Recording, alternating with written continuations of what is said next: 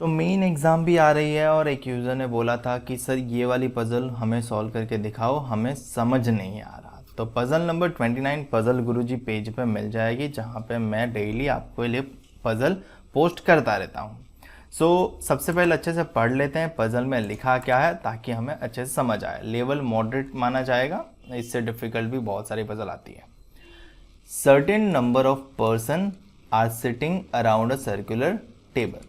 Circular table में कुछ लोग बैठ रहे हैं, such that all face towards the centre. चलो एक काम तो आसान कर दिया कि सभी लोग अंदर की ओर ही देख रहे हैं। Prime number of person sit around the table.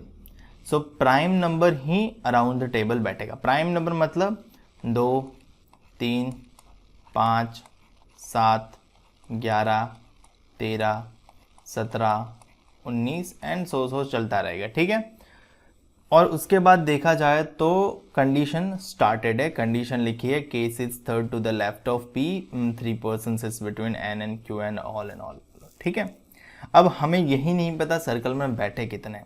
तो सबसे पहले तो या तो आप एक काम ये कर सकते हो कि बनाना शुरू कर दो, या फिर एक रफली फिगर कितने हैं वो काउंट कर लो। देखो k एक बंदा हो गया, ये दूसरा पर्सन, तीसरा पर्सन, चौथा पर्सन, चौथा चौथा चौथा, पांचवा पर्सन, छठा पर्सन,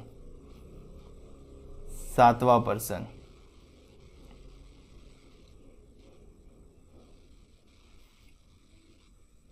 सात पर्सन मुझे दिखे, ठीक है। तो टोटल 7 पर्सन मुझे दिख रहे हैं। 7 लोग बैठ सकते हैं, 11 बैठ सकते हैं, 13 बैठ सकते हैं, या उसके ऊपर वाले कितने भी लोग बैठ सकते हैं, ठीक है।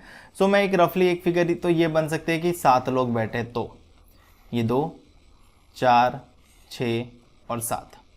दूसरी फिगर क्या बन सकती है कि 7 के बाद 11 ही बैठेगा, ठीक है। तो ये 2, 4, 6, 8, 10 और एक 11, ठीक है। और तीसरी फिगर क्या बनेगी कि टोटल 13 लोग बैठे, तो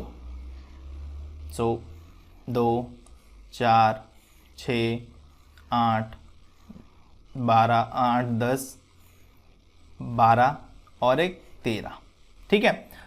मैं अभी फ़िलहाल ये पॉसिबिलिटी कंसिडर करके चलता हूँ। अगर मुझे लगेगा कि 17 वाली लेनी है तो 17 वाली भी ले लेंगे, बट फिलहाल मुझे लगता है कि इतने में काम होना चाहिए।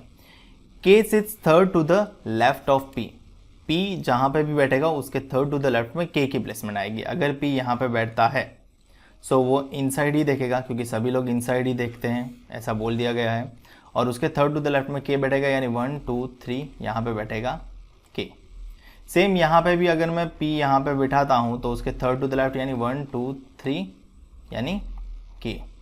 सेम अगर मैं p को यहाँ बिठाता हूँ तो उसके third to the left 1, 2, 3 k, ठीक है।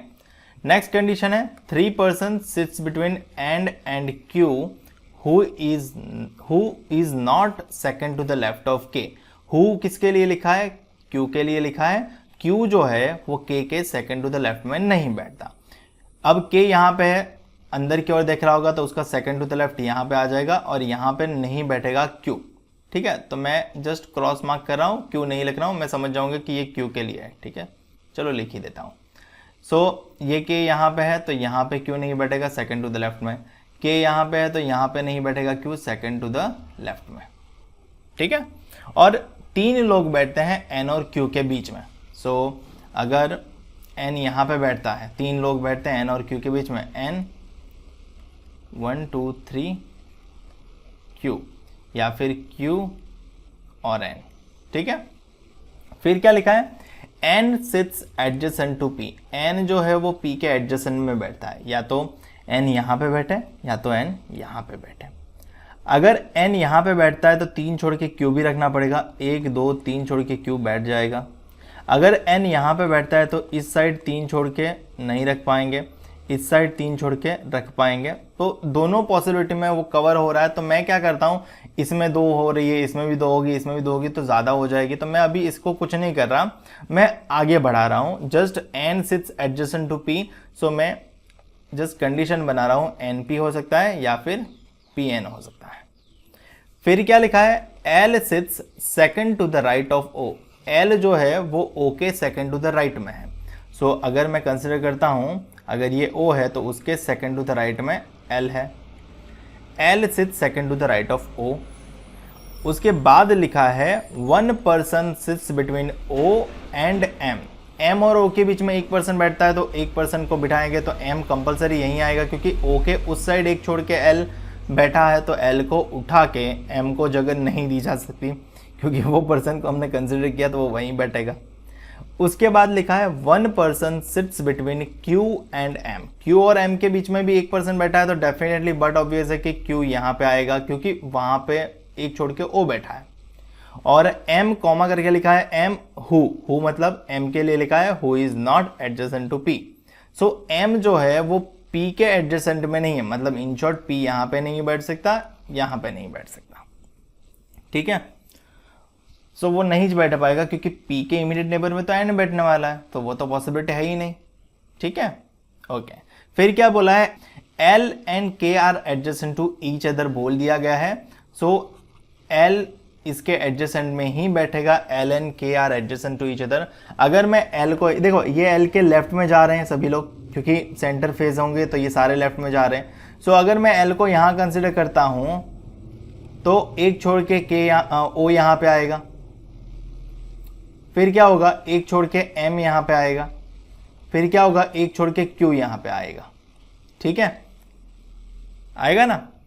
और क्या लिखा है, O and K are not adjacent to each other, और यहाँ पे तो ये एडजेसेंट आ गया, तो ये गलत हो जाएगा। दूसरी चीज क्या लिखा है, अगर मैं L को यहाँ कंसिडर करता हूँ तो L के सेकंड टू द लेफ्ट में O रहेगा, O के सेकंड टू द लेफ्ट में M रहेगा, और M के सेकंड टू द लेफ्ट में Q नहीं आ पाएगा, क्योंकि K ऑलरेडी बैठा है, तो ये पॉसिबिलिटी एलिमिनेट हो जाएगी, ठीक है। ओके, चलिए अब ये L यहाँ पे बैठता है। अगर L यहाँ पे मैं कंसिडर करता हूँ तो एक छोड़ के O यहाँ पे, और K और O तो एडजेसेंट ईच अदर है ही नहीं, तो L यहाँ पे बैठ ही नहीं पाएगा। L को यहाँ बैठना पड़ेगा, एक छोड़ के O यहाँ पे आएगा, एक छोड़ के M यहाँ पे आएगा, और एक छोड़ के Q यहाँ पे आएगा, ठीक है। यहाँ पे ये बैठा ऐसा लग रहा है। ओके, अब इसमें ये वाली कंडीशन भी वेरीफाई कर ही लेते हैं कि P के इमीडिएट नेबर में कौन बैठता है, N बैठता है, तो N को यहाँ पे बिठा देता हूँ, और N और Q के बीच में 3 का तो डिस्टेंस होना ही चाहिए, जो यहाँ पे नहीं हो रहा है, मतलब ये पॉसिबिलिटी भी एलिमिनेट हो गई, यानी ये भी गलत है। अब इसमें ही एडजस्ट तो होना पड़ेगा। अब देखो L को यहाँ पे कंसिडर नहीं कर सकता, क्योंकि अगर L यहाँ पे बैठेगा O यहाँ पे जाएगा, और O K का इमीडिएट नेबर नहीं है, लास्ट कंडीशन यही कह रही है। सो L यहाँ पे नहीं आएगा, L को यहीं बैठना पड़ेगा, और L के सेकंड टू द लेफ्ट में O बैठेगा, O के सेकंड टू द लेफ्ट में M बैठेगा, और M के सेकंड टू द लेफ्ट में Q बैठेगा, ठीक है। P का इमीडिएट नेबर कौन है, N है। अब मैं यहाँ पे N रखूंगा ना, तो क्या होगा, N और Q के बीच में फासला एक ही रह जाएगा, जो वहाँ पे बैठने नहीं देगा। सो N को मुझे कंपलसरी यहाँ रखना पड़ेगा, ताकि N और Q के बीच में फासला 3 रहे। सो ये मेरी फाइनल पॉसिबिलिटी बनेगी, क्योंकि मेरे पास इसके अलावा और कोई ज़्यादा कंडीशन भी नहीं है, और मेरी सारी कंडीशन इस कंडीशन में सेटिस्फाइड हो रही है, तो ये मेरा फाइनल आंसर रहेगा, ठीक है। अब क्वेश्चन आंसर कर लेते हैं।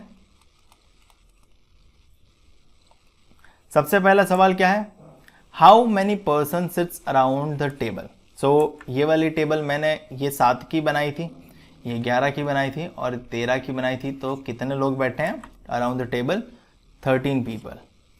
फिर क्या लिखा है, who sits immediate left of K। K के इमीडिएट लेफ्ट में कौन बैठता है, K यहाँ पे है, सेंटर की ओर देखेगा, उसके इमीडिएट लेफ्ट में L बैठा है। सो मेरा आंसर आएगा L। How many person sits between M and P when counted to the left of M। M और P के बीच में देखना है, और काउंट कहाँ से करना है, M की लेफ्ट से। सो M की लेफ्ट, M सेंटर देख रहा होगा, तो उसकी लेफ्ट इस साइड आएगी, और M और P के बीच में देखना है, तो कितने लोग बैठेंगे, 1 person, 2 person, 3 person, 4 person, total 4 person बैठेंगे। सो आंसर आएगा 4। Q sits 4 to the right of. Q किसके 4 टू द राइट में बैठता है, Q यहाँ पे बैठा है, सो P के तो 3rd टू द राइट में आता है, तो Q sits 4 to the right of N। N यहाँ पे है, 1 2 3 4 Q आएगा, सो N के 4 टू द राइट में Q बैठता है। Who sits 3rd to the left of K। K third to the left में कौन बैठता है?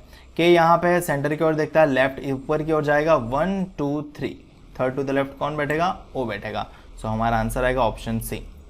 सो इसी प्रकार से अगर आप भी ज़्यादा पजल सॉल्व करना चाहते हो तो आपको हमारा पेज मिल जाएगा, लिंक डिस्क्रिप्शन में मिल जाएगा, पजल गुरुजी करके पेज है, वहाँ पे मैं आपके लिए ऐसे ही क्वालिटेटिव अच्छे लॉजिक वाली पजल अपलोड करता रहता हूँ। मुझे उम्मीद है कि आपको सॉल्यूशन पसंद आया होगा।